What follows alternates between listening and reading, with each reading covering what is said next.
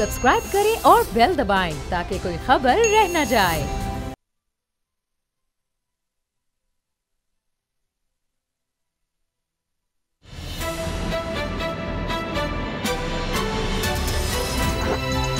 अब पता चला में आज आप जान सकेंगे कश्मीर इंतखाबात बदजुबानी और इल्जामात, मरियम नवाज बमुकाबला आसिफा भुट्टो, अफगान सदर के झूठे इल्जामात, वजीर आजम का मुंह तोड़ जवाब, पेट्रोल महंगा तो सब कुछ महंगा, आटा चीनी और घी का भी बड़ा धमाका।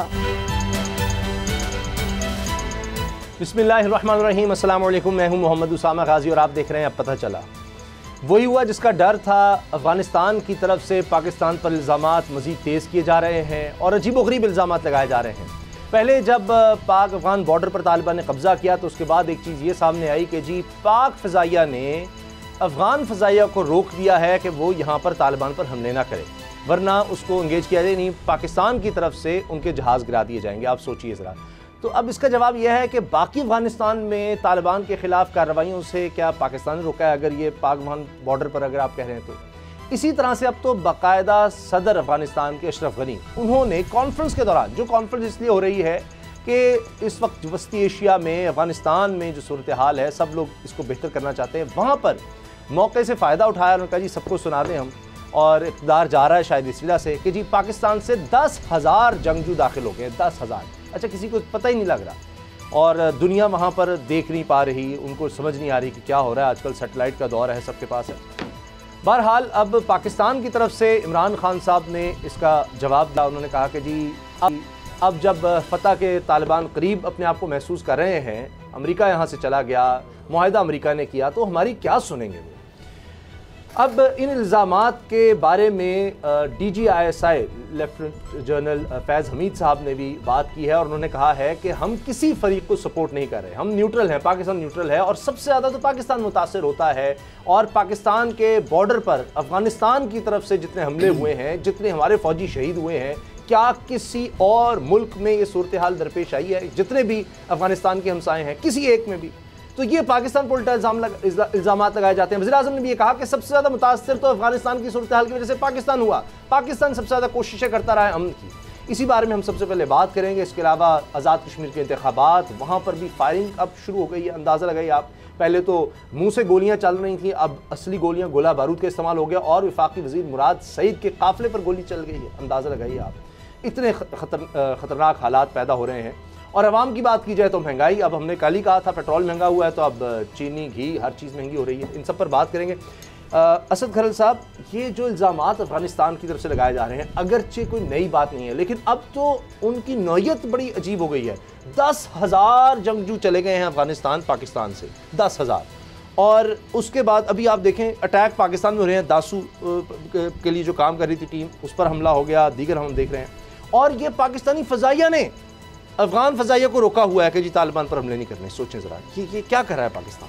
तो इसका मतलब तो ये है, फिर जो ये बयान दे रहा है वो खुद ही बता रहा है कि बाकी जो तालिबान ने कुछ कब्जा कर लिया था, अमेरिका वैसे भाग गया, भारत जो है उसके कौंसल खाने वहाँ पे बंद हो गए, वो भी भाग गए, और जो असले के जो ट्रक है वो तो पूरी दुनिया ने देखे, चश्मे फलक ने देखे ना, जो भारत से असला, गोला बारूद आया और जिस तरह जहाज भर के लाए गए, वो तो दिखाए, हमने दिखाए, पूरी दुनिया ने दिखाए। ये कौन सी हुकूमत है भाई? ये कौन सी लंगड़ी, लूली, अंधी, बहरी, गूंगी हुकूमत है वहाँ पे? इसको हुकूमत कहेंगे? जो कह रहे कि 10,000 बंदे जंगजू दाखिल हो गए हैं जी, जिन्होंने सुलेमानी टोपियां पहनी हुई हैं, ना वो नजर आते हैं, ना वो पता नहीं कौन सी मखलूक है भाई। यानी कोई बात को सर पार, उसकी वजह क्या, क्यों ये बात की गई है आपको नहीं पता? बात इसलिए की गई है, वहाँ पे बहुत सारे आपको पता धड़े हैं, वार लॉर्ड्स हैं, तालिबान में भी बहुत सारे आपको पता है ना ग्रुप हैं, कुछ लोकल हैं, कुछ पश्तून हैं, कुछ पाकिस्तान से जो गए हैं, कुछ ताजिक हैं, कुछ उज़्बेक हैं, उनके ऊपर जो तालिबान लोकल को मसले हैं। अब मसला ये है, ये कॉन्स्पिरेसी कौन है कर रहा? भारत जो है वो ये चाहता है, और अशरफ गनी भी ये चाहते हैं, जारी बात है, वो भी उसी की ज़बान बोलेंगे। अमेरिका भी यही चाहता है, यकीनन इजराइल भी यही चाहता है। ये चार मुल्क जो हैं, जो सारे पाकिस्तान की दुश्मनी के हवाले से इकट्ठे हैं, जिनको सी पैक एक आंख नहीं बाता, जिनको पाकिस्तान पुरअमन पाकिस्तान मुस्तहकम पाकिस्तान एक आंख नहीं बाता, क्योंकि सी पैक जो है वो मुस्तहकम पाकिस्तान और पुरअमन पाकिस्तान ही सी पैक की जमानत है। और सी पैक और मुस्तहकम और पुरअमन जो पाकिस्तान है, सबकी जमानत गारंटी या जुड़ी हुई चीज किससे? अफगानिस्तान के अमन से। अब मुझे बताएं कि कोई बेवकूफ होगा, कोई पागल होगा, ये दुनिया ने देखा है, हमने इसको भुगता है। 70,000 से ज्यादा हमने शहादतें दी है सिविलियन की, फिर कुर्बानियां फोर्सेस की। हर दूसरे दिन हमारी लाशें आती है जवानों की, हमारे शोहदा का मेजर आ रहा है, कोई कर्नल आ रहा है और कोई जवान आ रहे हैं, कैप्टन सर, कैप्टन, कोई किसी की अभी शादी हो रही है, किसी ने अभी सेरे बांधने हैं, किसी के मिसेस जो है उसके यानी बीवी उस दुल्हन के हाथ की मेहंदी नहीं अभी रंग नहीं अभी खत्म हुआ, रंग नहीं खत्म हुआ, तो उनके लाशें हम उठा रहे हैं। हमने महल्ले महल्ले में गली गली में लाशें उठाई। हमने 10-20 साल से पराई जंग में कूदने की वजह से अमेरिकी जो भाग गया उल्टे पांव दिखा के, रात को चिराग गुल करके छुप के चोरों की तरह गद्दारी करके अपने ही कठपुतली अपनी हुकूमत के साथ, अपने ही लोग जो जिनके सर पे वो कर रहा था उनके साथ धोखा करके हाथ कर गया और साथ असला खराब कर गया, जाया कर गया, बाकी छोड़ गया ताकि तालिबान उस पर कब्जा कर ले, ताकि ग्रुप कब्जा किसके मकसद हो सकता है। एक और खबर ताजा बताइए छोटे से, ये सारी जो चीजें लॉजिक की मैं बात कर रहा हूँ, DGIS ने जो बयान दिया है ये उस चीज को प्रूव नहीं करता। वज़ीर-ए-आज़म पाकिस्तान यही कह रहे हैं, नो एब्सोल्युटली नॉट। और वैसे भी कोई भी कमला हम क्यों फेंस क्यों लगाई, बाढ़ हम लगा रहे हैं, वो हमले कर रहे थे दहशतगर्द, फड्डा किस बात का? अमेरिका भी कहता था बाढ़ ना लगाओ, अमेरिका कहता था ना, अफगानिस्तान कहता था बाढ़ ना लगाओ, फेंस ना करो। फिर उसके बाद हमारी चौकियां बनी, चौकियों पर रोज हमले होते थे, हमें लाशें उठानी पड़ती, अभी भी हो रहे हैं, अभी भी हो रहे हैं। अब ये किस लिए सारा कुछ किया जा रहा था? हम इसलिए कि हम भाई आप हमें जो है ना हमें माफ कर दो, हमें माफ कर दो, बगैर इजाजत कोई आए जाए ना, दो आप हमें मारते भी हो APS में जगह। अभी रिसेंटली जो जौहर टाउन में लेकर यानी NDS और रा मिलके अफगानिस्तान की सरजमीन इस्तेमाल होती है, इंडिया करता है फ्रांसिंग और ईरान के बाद ये नीदर का शुरू कर लिया उन्होंने सारा, वो तो पकड़ा गया कुलभूषण नेटवर्क यहाँ बार वाला।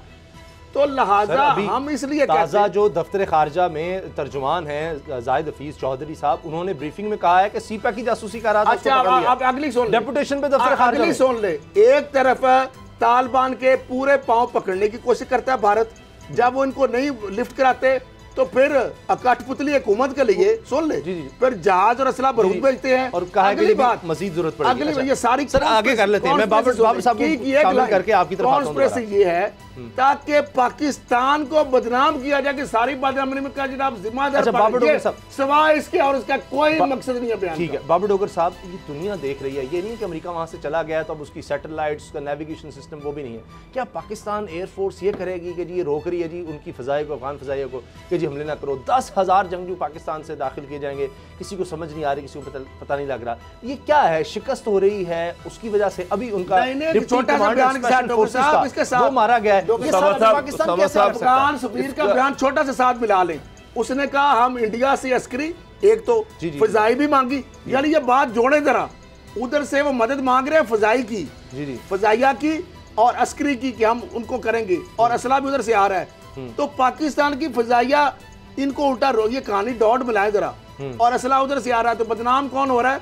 बदनाम हो रहा है पाकिस्तान। वो तो कह रहे हैं कि हम इलेक्टेड गवर्नमेंट की मदद कर रहे हैं। असल चीज मसला बताऊं क्या है, अफगानिस्तान की जो कठपुतली गवर्नमेंट है इस टाइम वो वही बात कह रही है जो इंडिया उससे कहलवाना चाह रहा है। इंडिया सारी दुनिया में ये प्रोपेगेंडा फैलाता रहा है कि पाकिस्तान एक दहशतगर्द स्टेट है, पाकिस्तान एक दहशतगर्द रियासत है। अब आज कल ये जो अफगानिस्तान के जो डिप्टी प्रेसिडेंट हैं या वाइस प्रेसिडेंट हैं, कल इन्होंने जो है ये एक स्टेटमेंट अपना एक ट्वीट किया अमरुल्ला साले ने कि जनाब पाकिस्तान जो है, पाकिस्तान ने थ्रेट किया अफगानिस्तान को अगर तालिबान पे एयरफोर्स का इस्तेमाल किया स्पिन बोल्दिक में, तो फिर हम स्पिन बोल्दिक में उनके जो तैयारी वहाँ पर खड़े हुए हैं हम उस अड्डे को उड़ा देंगे। तो ये कि जी आप अपनी एयरफोर्स तालिबान के ख़िलाफ़ इस्तेमाल नहीं कर सकते। आज दुशंबा में आपने देखा कि जिस तरह से उज़्बेकिस्तान में जिस तरह से अफगान प्रेसिडेंट जो हैं उन्होंने जो तकरीर की, अब उसका आपको एक बड़ी क्लैरिटी के साथ पता चल जाएगा कि अफगानिस्तान की जो ये हुकूमत है किस तरह से ये डबल रोल प्ले कर रही है। जो Imran Khan prime minister of Pakistan और अफगान सदर अशरफ गनी के दरमियान 1-on-1 मुलाकात हुई, वहाँ पर बड़े अच्छे माहौल में हुई, वहाँ पर एक दूसरे की चीज़ें सुनी गई, उसको समझा गया। लेकिन जूँ ही जब वो अपना खिताब करने आए तो उन्होंने पाकिस्तान के ख़िलाफ़ इल्ज़ामात लगाने शुरू कर दिए। ये जो इल्ज़ामात थे कि जी पाकिस्तान जो है 10,000 जंगजू जो है उन्होंने ट्रेन करके तालिबान को भेजे हैं सरहद पार, और ये कि जी पाकिस्तान जो है वो दहशत गर्दों की अफगानिस्तान में सपोर्ट कर रहा है, ये बात उन्होंने अल-ऐलान सबके सामने की। हालांकि वो जो 1-on-1 मीटिंग हुई है DGI से को कंफर्म किया कि जनाब इस तरह की कोई बात वहाँ पर नहीं की गई। ये सिर्फ इंडियन प्रेशर, इंडियन मीडिया की वहाँ पर मौजूदगी, उसकी वजह से पाकिस्तान पर प्रेशर डालने के लिए ये बात की। ये बात 1-on-1 में फिर ये कह रहा हूं कि 1-on-1 मीटिंग में नहीं की गई। ये सिर्फ दुनिया को भारत जो पैसा खर्च कर रहा है, भारतीय जो इन्फ्लुएंस है, उसको कंज्यूम करने के लिए अफगानिस्तान के सदर अशरफ गनी ने सबके सामने ये बात कर दी। पहली बात ये कि 10,000 फौजी, वो भी ट्रेंड फौजी, और किधर हुआ ट्रेंड, कैसे चले गए? नहीं डॉक्टर साहब की बात सबूत दे दें, जंगजू कह रहे हैं ना कैसे गए? डॉक्टर साहब पहले बात 10,000 पूरा बॉर्डर 10,000 सुन ले, 10,000 जंगजू कई तैयार हो रहे होंगे। सैटेलाइट आपका मतलब अमेरिका नाकाम है, फारग है भाई, आप पूरी दुनिया में कहते सुई तक 10,000 बंदे बाहोशो, मतलब बड़े बंदे, जंगजू ट्रेनिंग हो रही है, क्या वो कहाँ पे छोटी बनेंगे तादाद। हाँ जी, बहुत इसका मतलब है अमेरिका फेल है, सब ड्रामा। फिर Imran Khan prime minister of Pakistan जो हैं उन्होंने उस तकरीर भरपूर उसका जवाब दिया। उन्होंने कहा कि जी मुझे बड़ी मायूसी हुई है कि आपने जिस तरह से ये इल्ज़ामात लगाए हैं और ये सारे गलत और बेबुनियाद इल्ज़ामात हैं। मैं कि हम सबसे ज़्यादा पाकिस्तान ने सफ़र किया। एक चीज़ उन्होंने कहा बड़ी क्लियर है कि अगर अफगानिस्तान के हालात ख़राब होते हैं तो पाकिस्तान के हालात ख़राब, सबसे ज़्यादा अफगानिस्तान में खाना जंगी का सबसे ज़्यादा अगर दुनिया में किसी को नुकसान होगा तो वो पाकिस्तान को होगा। पाकिस्तान दुनिया का वो आखिरी मुल्क होगा जो अफगानिस्तान में खाना जंगी को अप्रूव करेगा या सपोर्ट करेगा। तो बड़ी क्लैरिटी के साथ उन्होंने ना सिर्फ ये कि उनके इल्ज़ामात को उन्होंने ख़त्म किया, बल्कि ये कहा कि हम तो ये चाह रहे हैं कि वहाँ आपकी गवर्नमेंट को स्ट्रॉन्ग करें। हमने तो हमेशा से ये कहा है कि वहाँ पे जो भी इलेक्टेड गवर्नमेंट होगी, जो भी अवाम की गवर्नमेंट होगी, उसको हम सपोर्ट करेंगे। उसको मुलतवी कर दिया गया है। क्या आपको लगता है ये भी एक वजह है कि अब ये मुलाकात के बाद ये तय हुआ कि अब ईद के बाद की जाएगी? ये जो वहाँ माहौल बन गया इसकी वजह से पाकिस्तान तो इतना दौड़ रहा है, कभी किसी तरह से कोई हल निकाल लिया जाए, सारी रीजनल पावर्स को मना रहा है कि मिलकर कुछ करो अफगानिस्तान के लिए। रीजनल पावर तो चाइना चाहता है कि अफगानिस्तान के अंदर बादमनी, उसका तो सीपैक एट स्टेक है। क्या उज्बेकिस्तान चाहेगा? क्या ताजिकिस्तान चाहेगा? क्या अज़रबैजान चाहेगा? ईरान नहीं चाहेगा, रशिया चाहेगा, ईरान चाहेगा, पाकिस्तान तो आपको पता कभी भी नहीं चाहेगा। भारत हाँ चाहेगा जरूर, भारत को तो फायदा हो सकता है, भारत, अमेरिका, इजराइल, ताकि सीपैक, रशिया, पाकिस्तान, ईरान, उन सारों के मफाद आग लगी रहे। तो मामला ये है कि वो इसमें कोई लॉजिक ही नहीं बनती। अच्छा बाबर साहब, ये बगराम एयरबेस के हवाले से मैं नहीं कह रहा, BBC रिपोर्ट कर रहा है कि जी बगराम एयरबेस जो है वो तारीकी में डूबा हुआ है। अब ये वो एयरबेस है जहाँ 1 लाख फौजियों की, यानी ये पूरा एक शहर अलग से बात था, जहाँ हॉस्पिटल भी था, वो तो तरीके से बहुत पहले डूब गया ना, उसको इस्तेमाल क्यों नहीं कर रहे?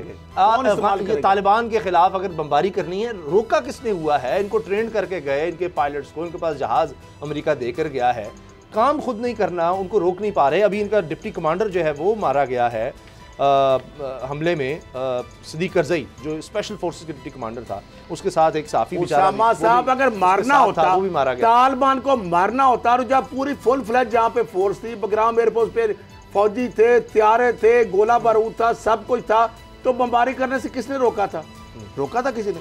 वो तो खुद चोरों की तरह उल्टे पांव अफगानिस्तान हुकूमत ने खुद एहतजाज किया कि कम से कम हमें बता देते, हमें बता रहे थे रात को, जो उनका कमांडर है उसने एहतजाज किया। अच्छा एहतजाज किया। अफगान हुकूमत कहती है कि जी वो तो हमें कोड दे के ही नहीं गए, दरवाजों के, इमारतों के, तो वो खुफिया कोड जो है ना वो अफगान हुकाम को दिए ही नहीं। तो बगराम एयरबेस के तो इसलिए वो तारीकी में डूबी हुई है। तो बाबर साहब, हाल ये है अपना मिसट्रस्ट का, तो अब इनको लग रहा है कि हालात काबू नहीं हो रहे, निकल कर उस तरह मुकाबला नहीं कर रहे, तो पाकिस्तान क्या करे? पाकिस्तान ने तो वाज़ेह कहा कि जिसको लोग मानेंगे, हमें क्या पड़ी है, हम अपने मुल्क को संभाल रहे हैं, हमें अलग मसला बना हुआ है कि वहाँ आग लगेगी तो यहाँ तपिश तो कम से कम आती है।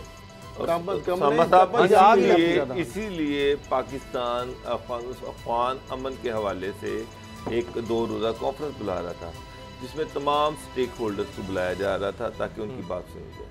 अच्छा, इसमें गवर्नमेंट को अभी मैसेज भेजा था अब्दुल्ला इसमें उन्होंने शिरकत की हामी भरी थी, लेकिन आज अशरफ गनी जो हैं उन्होंने कहा कि उनके अपने नुमाइंदे जो हैं, उनकी गवर्नमेंट के नुमाइंदे जो हैं वो भी इसमें आना चाहते हैं और पूरी तैयारी के साथ आना चाहते हैं। इसमें कोई शक नहीं है कि अशरफ गनी अफगानिस्तान में जो भी अमन कॉन्फ्रेंस हो तो उसमें सबसे बड़ा जो स्टेक होल्डर है वो अशरफ गनी खुद है, वो अफगान गवर्नमेंट है। तो अगर अफगान गवर्नमेंट जो है वो अपने नुमाइंदों को यहाँ भेजना चाह रही है तो पाकिस्तान ने उसको वेलकम किया कि हाँ, पाकिस्तान तो ये चाहता है कि सारे अफगान स्टेक होल्डर्स जो हैं वो इस मीटिंग में आए, अशरफ गनी की रिप्रेजेंटेशन भी हो, अब्दुल्ला की भी हो, तालिबान की भी हो, बाकी भी जो वारिंग लॉर्ड्स हैं वहाँ पर या वहाँ पर जो गवर्नर्स हैं उनकी भी नुमाइंदगी हो, ताकि कंसेंसस के साथ कोई अमन का फार्मूला जो है ये आपस में मिलकर ढूंढें। तो उसको पाकिस्तान ने उस रिक्वेस्ट को वेलकम किया कि चूँकि ये एक बड़ा स्टेक होल्डर है और ये इसमें शमूलियत चाह रहा है, तो इसका मतलब ये कि एक मीनिंगफुल डायलॉग होगा, एक कामयाब किस्म की कॉन्फ्रेंस हो सकती है।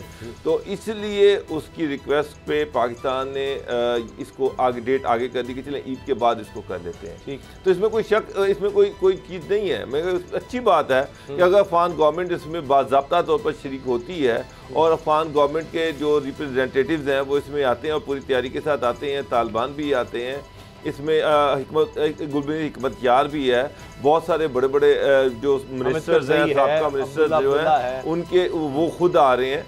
तो ये एक भरपूर कॉन्फ्रेंस होगी और इसका एक फ्रूटफुल नतीजा निकलेगा। इस तरह के इल्ज़ामात अगर लगाए जा रहे होंगे तो फिर अभी देखिए वहाँ पर क्या हुआ, जो सोशल मीडिया पर सारी चीज़ दिखाई जा रही है, ANI भारत का इदारा, वहाँ पर जिस तरह इमरान खान साहब को एक ऐसे लग रहा है पता नहीं को घेरने की कोशिश हो रही है सारा मीडिया भारत का, ये जी जवाब दें, ये क्या मुज़ाकरात दहशतगर्दी साथ चल सकती है मुज़ाकरात। देखिए इमरान खान ने जो जवाब दिया, भारतीय मीडिया जो है ना ये हमेशा से इस तरह की ओछी हरकतें करते हैं। ये आज की बात नहीं है, हमेशा से जहाँ भी कोई पाकिस्तान का प्राइम मिनिस्टर या कोई पाकिस्तान का बड़ा ओहदेदार जो है वो जहाँ पर मौजूद होगा वो इस तरह के सवालात करेंगे कि पाकिस्तान पे दहशतगर्दी के इल्ज़ाम लगाए जाएंगे, पाकिस्तान पे जमीत दावा के हवाले से कहा जाएगा कि पाकिस्तान गवर्नमेंट उसको सपोर्ट कर रही है, वो इंडिया में दहशतगर्दी कर रही है।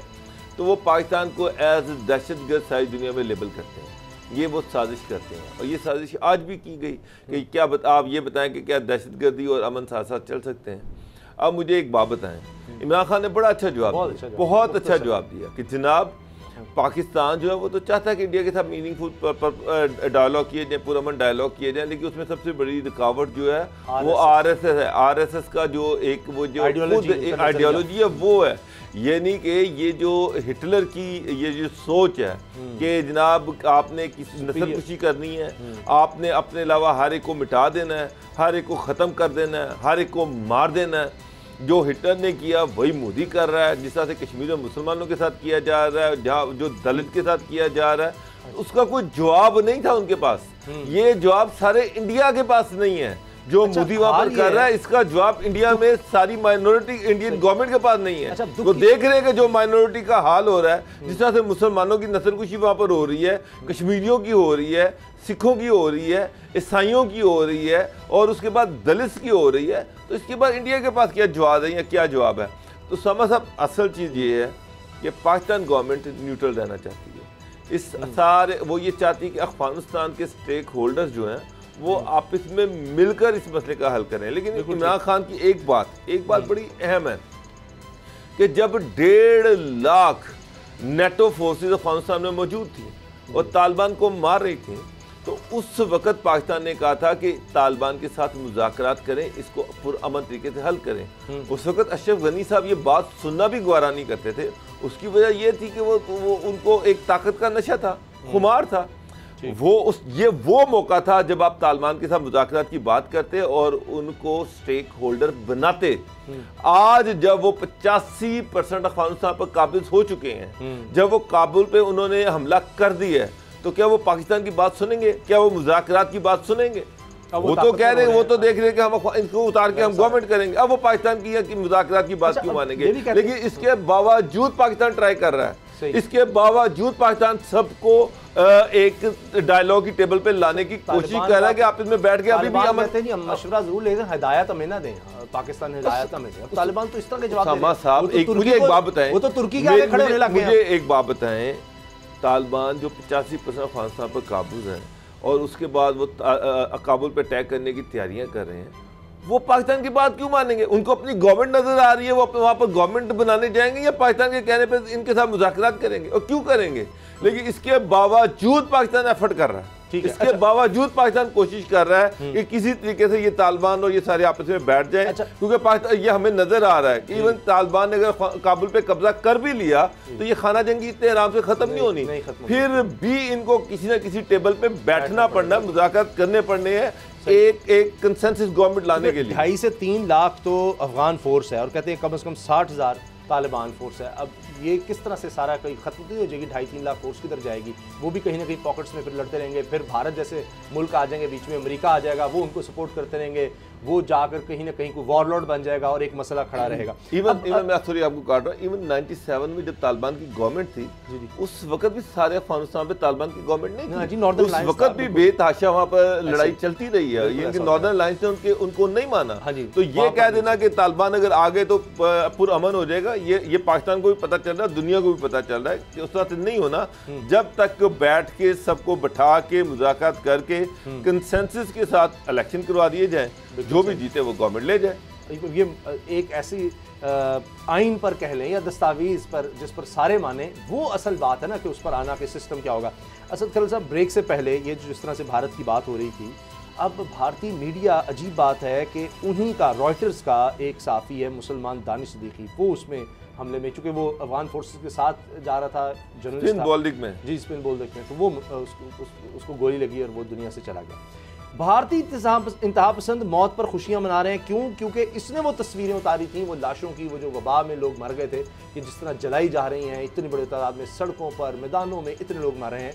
तो ये एक तरफ ये हाल है, और दूसरी तरफ देखें कि पाकिस्तान का वज़ीर आज़म है, वो जवाब भी दे रहा है रुक कर, हालांकि कोई प्रेस कॉन्फ्रेंस नहीं दी, रस्ते में उनको ऐसे घेर के कोशिश हुई, वो कोशिश कर रहे थे जैसे जो वज़ीर आज़म के साथ सिक्योरिटी है वो किस तरह से कोई धक्कम पेल हो जाए तो एक स्टोरी बन जाए। नजर आ रहा है माइक ऐसे आगे आगे ले जाया जा रहा है, और आखिर तक वो कोशिश करते रहे, चीखते रहे कि जी हमें जवाब दें, हमें जवाब दें। क्यों इस तरह का माहौल बनाया जाता है जब तक अपने साफ़ी की जान चली गई है और वहाँ खुशियाँ मनाई जा रही हैं, उस पर नहीं बोलेंगे? देखिए, मामला ये है कि वहाँ का जो मीडिया है ना, जिस तरह इमरान खान साहब ने जवाब दिया, RSS की जो उनकी सोच है, भारत का मीडिया जो वो एक जुनूनी और दहशतगर्दाना सोच का जो हामिल है, इंतहा पसंद सोच का जो हामिल है ना मोदी, उसके वो पैरोकार है, उसके पिट्ठू हैं। और जिस तरह वो नैरेटिव देता है कि पाकिस्तान को मार दो, घेर दो, जला दो, दहशतगर्दी वहाँ पे कराओ, असला दो, और वो बाकायदा इस तरीके साफ़ी तो है ही नहीं, साफ़ी प्रोफेशनल ड्यूटी तो है ही नहीं, वो सवाल भी जज्बातियों की करते हैं, लड़ाई करते हैं बाकायदा, और सच सुनने के लिए जितना मीडिया दुनिया के अंदर भारत का एक्सपोज हुआ है, जितने उस मीडिया की दुर्गत बनी है वहाँ पे, इंटरनेशनल मीडिया ने माना कि ये बिल्कुल फजूल, उनकी कोई यानी गवर्नमेंट की क्रेडिबिलिटी नहीं है। और जिस तरह उनके जो मुख्तलिफ एंकर मोदी के साथ जो एक्सपोज हुए और जो सारी कहानियां बनी वहाँ पे, तो वहाँ पे तो एथिक्स नहीं है। अब मामला ये है कि जो सारी ये चीज़ें हो रही हैं वहाँ पे भारत के अंदर, पाकिस्तान जो है वो कभी चाहेगा कि एक अफगानिस्तान के अंदर इंतशार हो, बदअमनी हो। पाकिस्तान को तो उसके कोई फायदा ही नहीं है किसी किस्म का भी, और पाकिस्तान कोशिश हतुल इम्कान कर रहा है। लेकिन ये जो उस वक्त यानी अफगान सदर अशरफ गनी या जो अमेरिका कुछ कर नहीं सका, इंडिया कुछ कर नहीं सका, और उस वक्त अगर अमेरिका इतना ही इनका खित्ते में अमन की बात होती उसको दिल में, तो उस वक्त वो इनको बिठाता। और इमरान खान ने तो बहुत पहले कहा था कि इसका हल फौजी नहीं सियासी हल है, जिसको सब ने माना, तो जान के वो करने इसलिए भाग गया कि ये लड़ते रहे। ठीक है सर, न्यूज़ अपडेट्स का वक्त है, उसके बाद हम बात करेंगे लोकल पॉलिटिक्स में। अफगानिस्तान नहीं, यहाँ पर आज़ाद कश्मीर के इलेक्शन और वहाँ पर कैंपेन के दौरान मुराद सईद वफाकी वजीर के काफिले पर फायरिंग का वाक़या। ब्रेक के बाद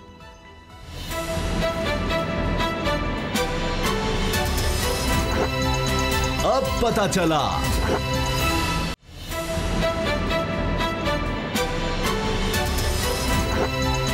अब पता चला। जिस तरह से आज़ाद कश्मीर में कैंपेन चल रही थी, मुसलसल आप देख लीजिए मरीम नवाज़ साहिबा हों, उनकी तरफ से इमरान खान को टारगेट किया जा रहा था, जो अल्फाज बोले जा रहे थे, गद्दार है, मोदी को इसने बेच दिया, आज़ाद कश्मीर बेच दिया, हमले हो रहे हैं, इसको छोड़ना नहीं है, ये वो, ये अवामी नहीं। बढ़ते बढ़ते फिर अली मीन गंडापुर साहब मैदान में आ गए, उन्होंने तो फिर उससे भी आगे जाकर बातें कर दी, वो डाकू रानी है, ये जुल्फ़िकार अली भुट्टो को गद्दार कह दिया और पता नहीं क्या क्या। अब उसके असरात देखिए क्या हो रहे हैं कि मुस्लिम लीग नवाज़ के रहनुमा फ़ारूक हैदर, उनके हल्के में नामालूम अफराद ने फायरिंग कर दी, क्योंकि मुराद सईद की गाड़ी वहाँ से गुजर रही थी। अभी इंतखाबात के सिलसिले में वहाँ पर कैंपेन हो रही है, और इससे पहले फ़ारूक हैदर साहब की तरफ से धमकी भी दी गई थी कि जी इनके हल्के में ना आकर कैंपेन शैम्पेन की जाए, लेकिन वो मुराद सईद साहब अली मीन गंडापुर के हमरा चले गए। अब खौफनाक बात यह है कि इनके काफ़िले में एक गाड़ी भी थी जिस पर बाकायदा फायरिंग हुई है, लेकिन अल्लाह का शुक्र है कि कोई जानी नुकसान नहीं हुआ। इससे पहले भी हमने देखा, वो फुटेज भी सामने आई, हत्ता कि वो कोई शख्स फायरिंग करता है तो कहा गया अली मीन गंडापुर बाहर गाड़ी से निकल के फायरिंग करें। वो बाद में पता चला कि ऐसा कुछ भी नहीं है, वैसे नज़र भी आ रहा था वो नहीं है, अली मीन गंडापुर नहीं है, लेकिन बस वो इल्ज़ाम जब लगाना हो।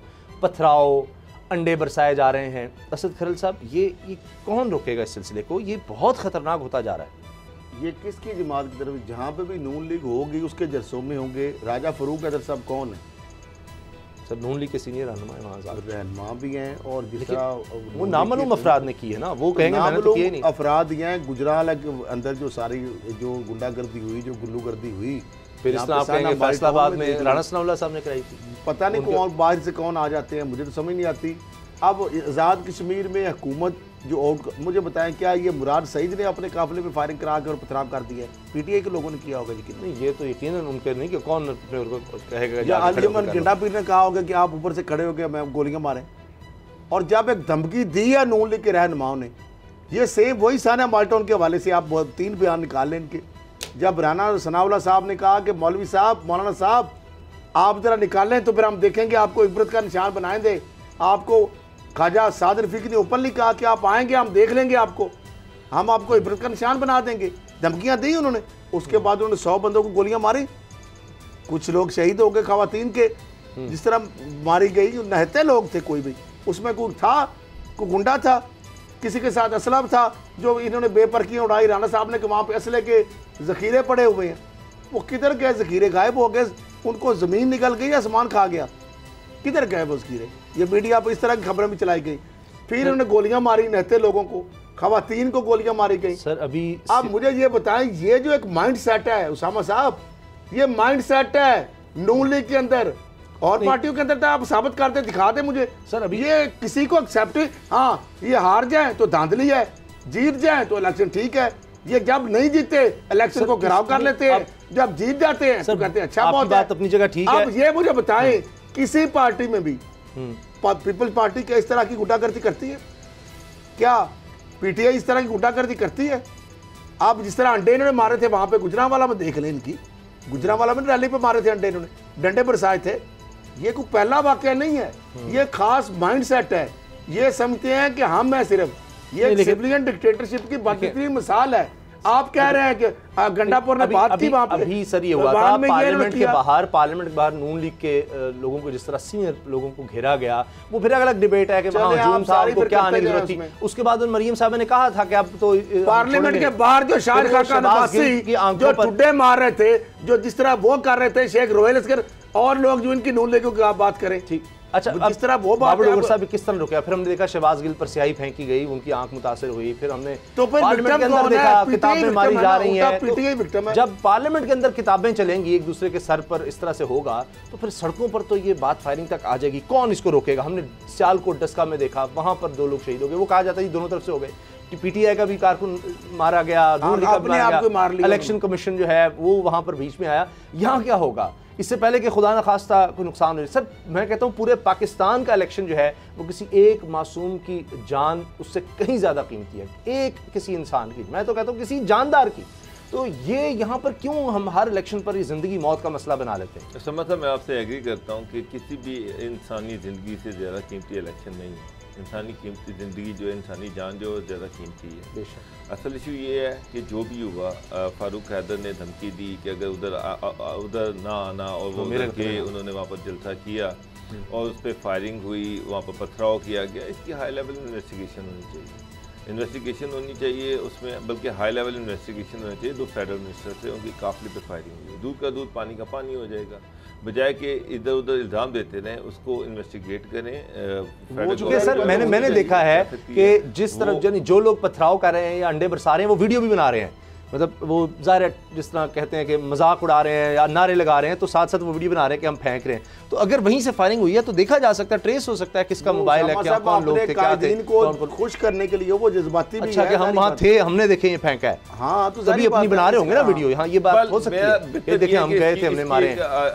हाई लेवल इन्वेस्टिगेशन होनी चाहिए और जो कसूरवार है उसको सजा मिलनी चाहिए। ये किसी को अलाउ नहीं किया जाना चाहिए। लेकिन उसामा साहब, जो हमारी बड़ी सारी मेन स्ट्रीम लीडरशिप जो है, जिस तरह की वो लैंग्वेज यूज़ कर रही है, मैं हैरान हूँ कि तमाम जितने भी लीडर हैं, पीटीआई जो है वो नून लीग को, पे पार्टी को गद्दार कह रही है कश्मीर के हवाले से, नून लीग कह रही है कि इमरान खान ने कश्मीर बेच दिया, पे पार्टी दोनों को रगेद रही कि दोनों ने बेच दिया, भुट्टो को गद्दार कहा जा रहा है। कश्मीरी बेचारे जो हैं वो हमारी तरफ देखते हैं, उसके पाकिस्तान उनकी मदद करेगा। ये जो पॉलिटिकल पार्टियाँ जो इनके लीडर्स हैं वो इनकी आवाज़ के साथ आवाज़ बनेंगे। और हमारा ये हाल है, हम सारी दुनिया को क्या मैसेज दे रहे हैं? एक दूसरे को गद्दार कह के हर पार्टी दूसरे को लीडर को गद्दार कह रही है। हर पार्टी दूसरे पे इल्ज़ाम लगा रही है कि तुमने कश्मीर बेच दिया, तुमने कश्मीर बेच दिया। हर पार्टी जो है वो एक दूसरे, कोई एक पार्टी ऐसी नहीं है जो पॉजिटिव बात करे कि जनाब हम कश्मीर के हवाले से ये कर रहे हैं, हमने कश्मीर के हवाले से ये आवाज़ उठाई। नहीं, दूसरों को गालियाँ दिए जा रहे हैं और जो पिट रहा है वो बेचारा कश्मीरी पिट रहा है। कश्मीरी हैरत से सबको देख रहे हैं, सारी पॉलिटिकल पार्टी को देख रहे हैं, अपने लीडर को देख रहे हैं। मरियम जो है वो अपने बाप का नैरेटिव लेके आगे चली हुई है। आज भी उसने वो फिर हज़ारों को रगड़ा लगाया, फलाई मखलूक का नाम। उन्होंने तो इमरान खान को भी मना कर दिया कि आज़ाद कश्मीर में कुछ ना ले आना है, तुम्हारे लिए यहाँ कुछ नहीं है।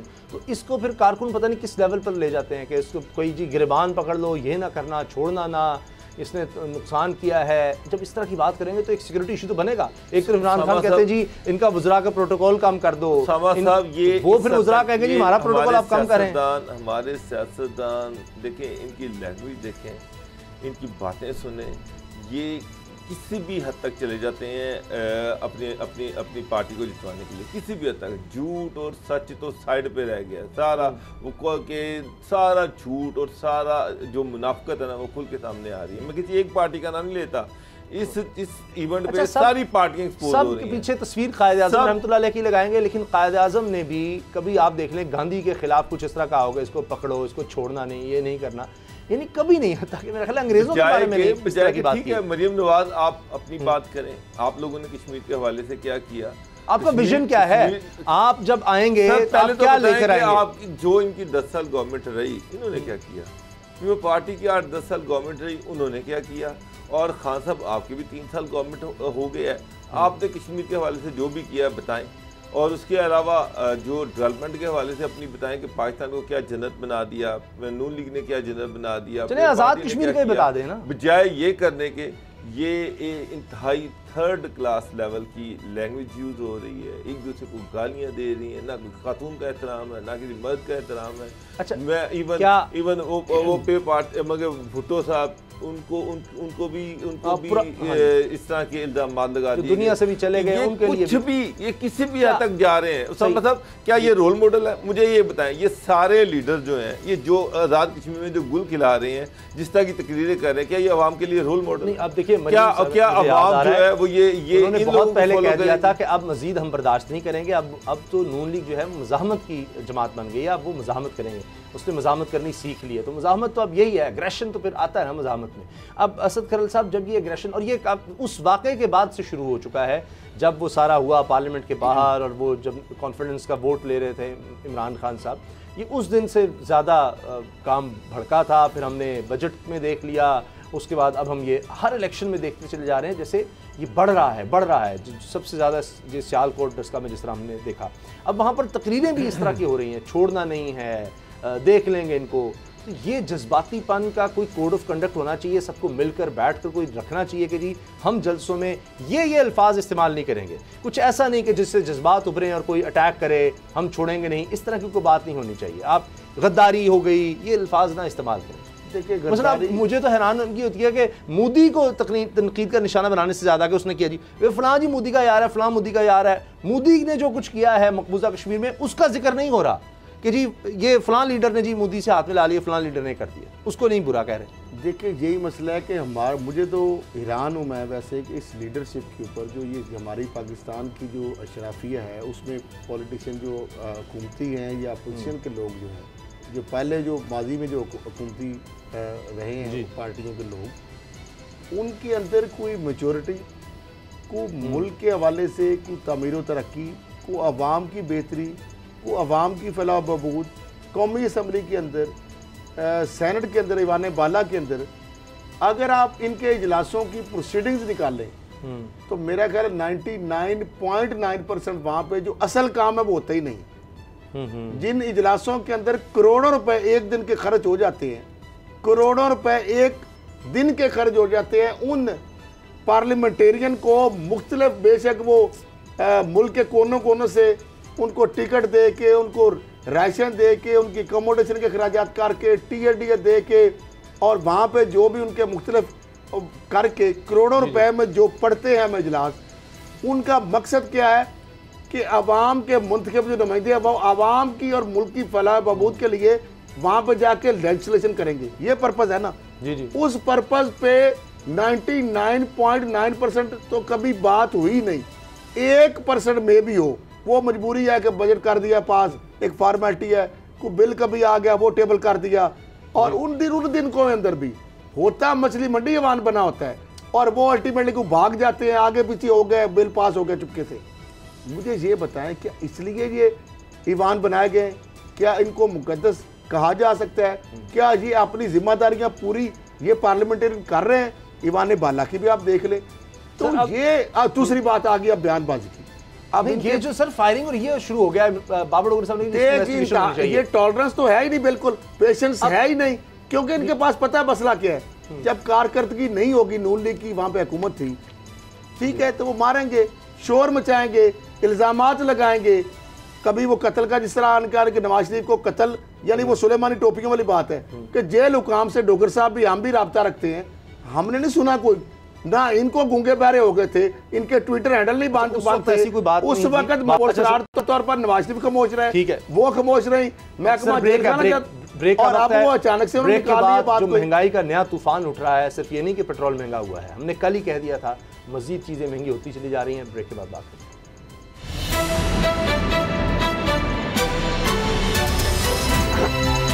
अब पता चला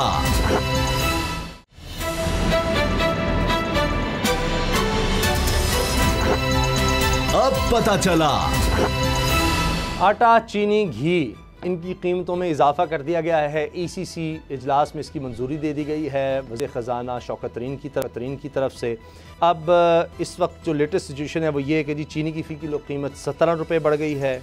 चीनी अब 68 रुपये की बजाय 85 रुपये फ़ी किलो। यूटिलिटी स्टोर, ये मैं आपको यूटिलिटी स्टोर का बता रहा हूँ, उसमें इजाफा हो गया। हाँ जी, 85 तो मैं कहाँ मिल रही है, बात कर रहे रेटों की। अच्छा, तो बहरहाल जनाब, जहाँ सब्सिडाइज होती है, आम जनता की बात करें, आम आदमी के लिए नहीं, ये ज़ाहिर यूटिलिटी स्टोर पर जो जाएगा उसके लिए ही है।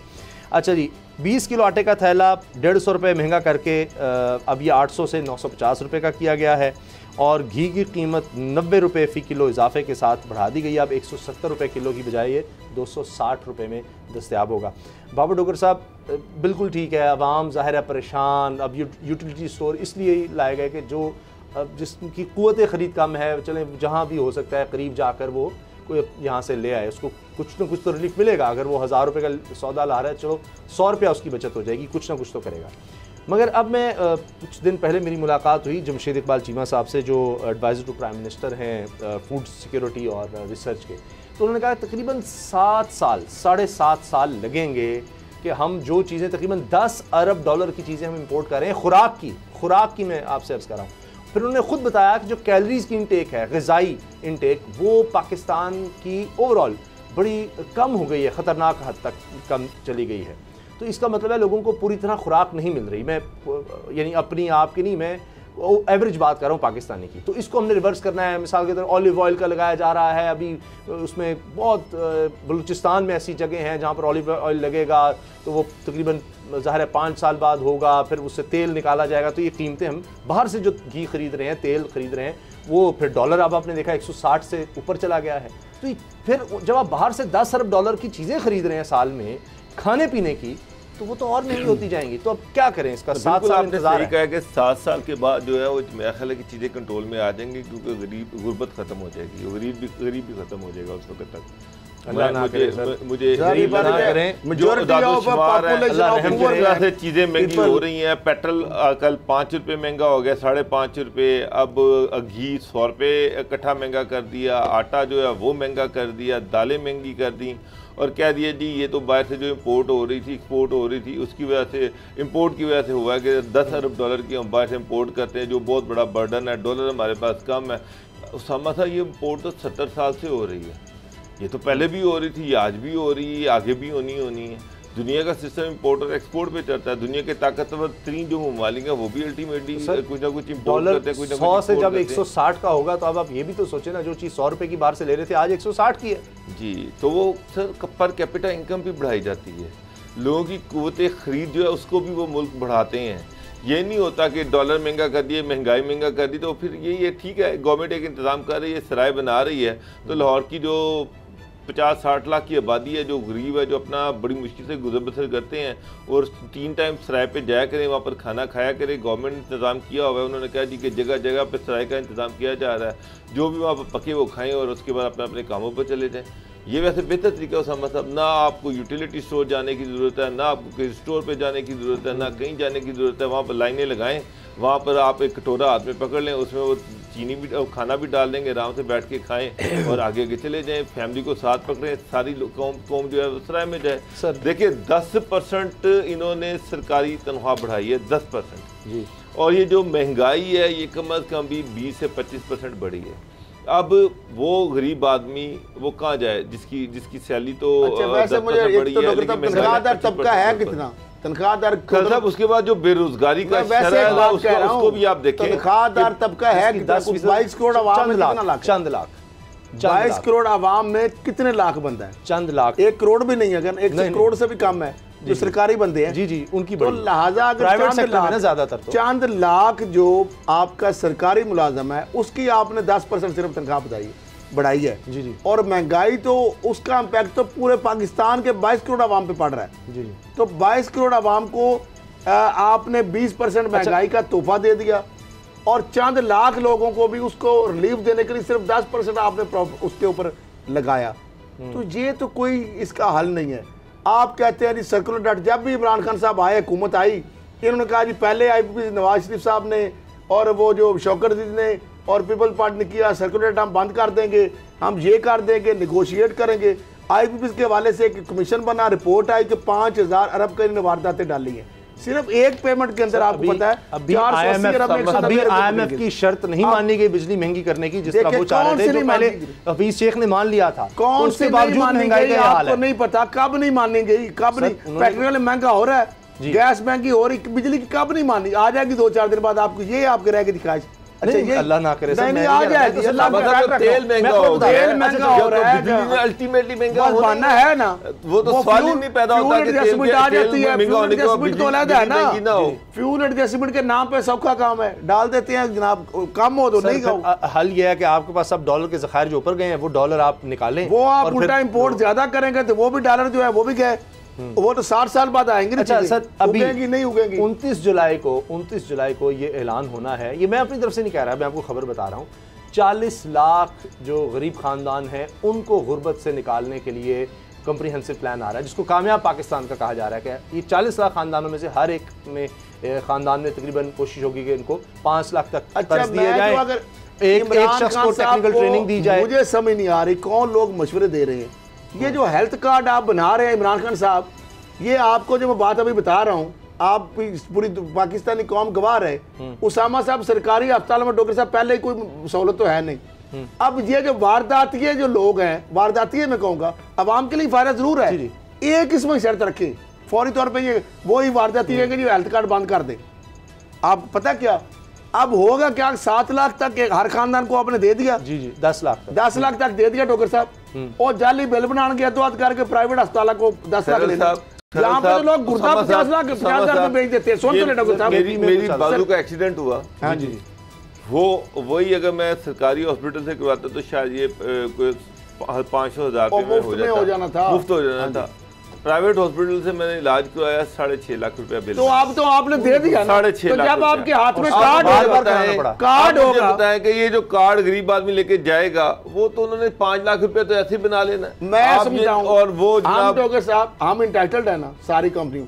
अब मैं अस्पतालों देखा भाई रवान को कारपोरेट में सारी जहाँ पे हम काम करते रहे, प्रेगनेंसी और डिलीवरी में या वैसे बीमारी में टेस्टों में, तो वो डबल बिल बनाते हैं, पता ही है आपको हॉस्पिटल वाले। तो जब ऑडिट होगा वो नहीं, तो एक सर स्टैंडर्ड होगा, ये तो नहीं पता नहीं उसामा साहब कौन सा एक्सरे का आप 1000 रुपए लगा दें। मैं अपने गांव के बच्चों को जानता हूं, बच्चों को जानता हूं जो 50,000 में एक लड़की को और बच्चे को 50,000 रुपए में गुर्दा बेच गई, एक बच्ची और बच्चा।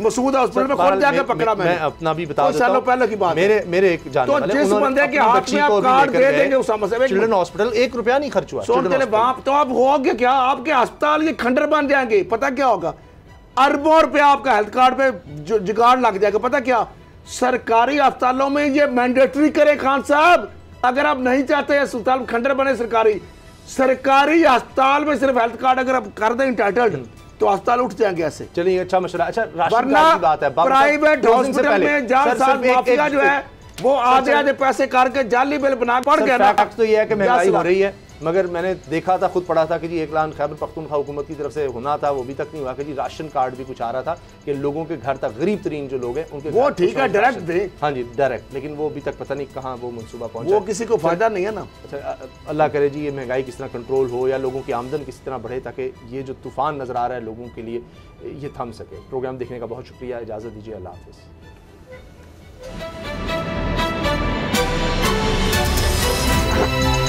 अब पता चला।